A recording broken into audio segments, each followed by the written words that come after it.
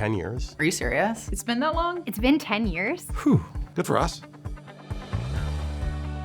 All of the greatest human challenges, we won those because we brought together the best scientists, engineers, government officials, finance to solve those problems. And so we started Boundary Stone because we knew that climate was the biggest challenge humanity has ever faced.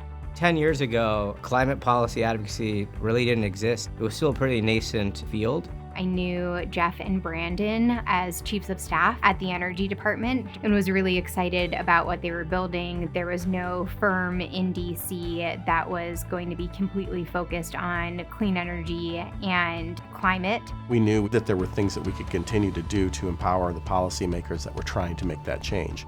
The Silicon Valley entrepreneur, the Wall Street investor, the Washington, D.C. government official all speak very different languages. Nobody was bringing those entities together to solve climate. We will transition our entire energy system in the next couple of decades, and a lot of the solutions are being built or haven't even been built yet. And all of that is going to be enabled or permitted by government. Being a first mover requires working with policymakers. There are these next generation climate technologies that are from essentially science fiction, right? Climeworks is a global leader in delivering high quality carbon dioxide removal with direct air capture.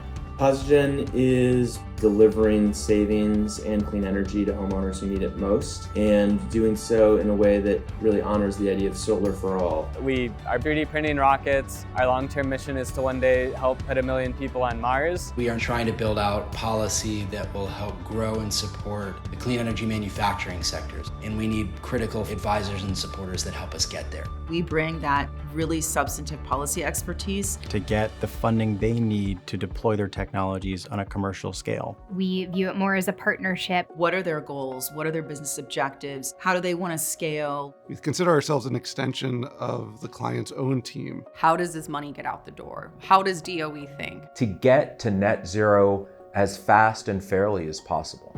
We know when we turn to Boundary Stone on how to decarbonize aviation, how to get advanced nuclear built more quickly and on budget. They give us creative, pragmatic, and realistic solutions to these problems. Like, we kind of roll up our sleeves and get really deep with our clients. We're all in it here to get a win at the end of the day. But we can also create these public-private partnerships. So when we met Relativity, they were in their very early stages. Before we even hired our first employee, we hired Boundary Stone as our advisory and government affairs firm. They focus on pioneering new sectors, new areas.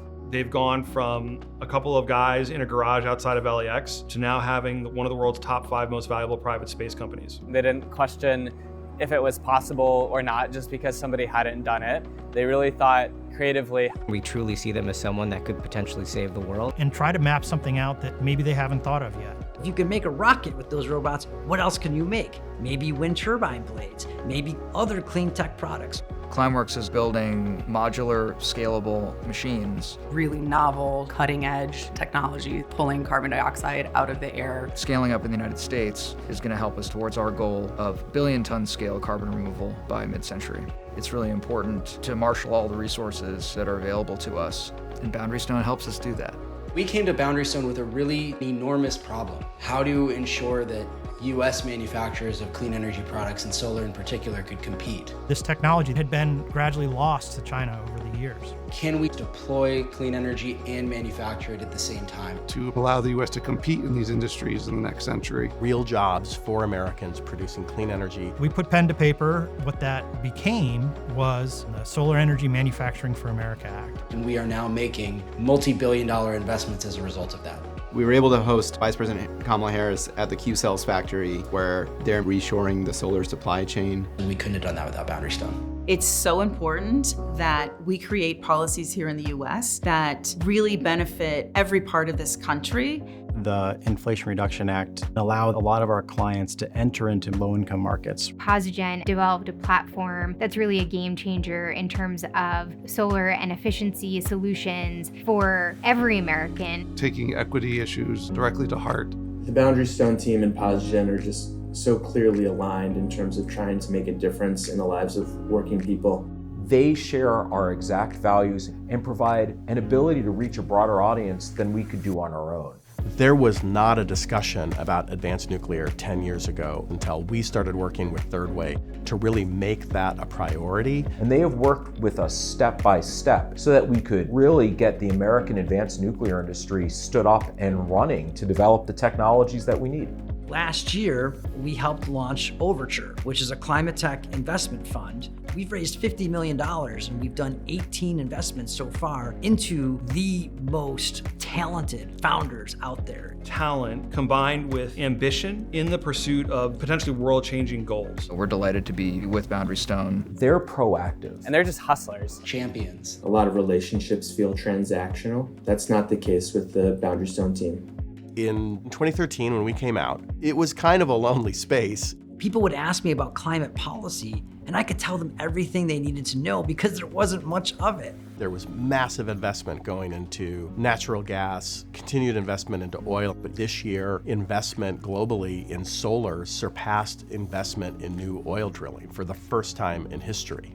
We're living in a completely different environment, in many cases because of the work that we've done at Boundary Stone. We have carefully recruited probably the brightest minds here in Washington, D.C. and across the country to work on these issues. Building that team of Avengers, I think, is one of the biggest wins that we've had. That's what I'm probably most proud of. We know these markets, we know these policies, we know these technologies, and most importantly, we are aligned with your mission of trying to solve the climate crisis.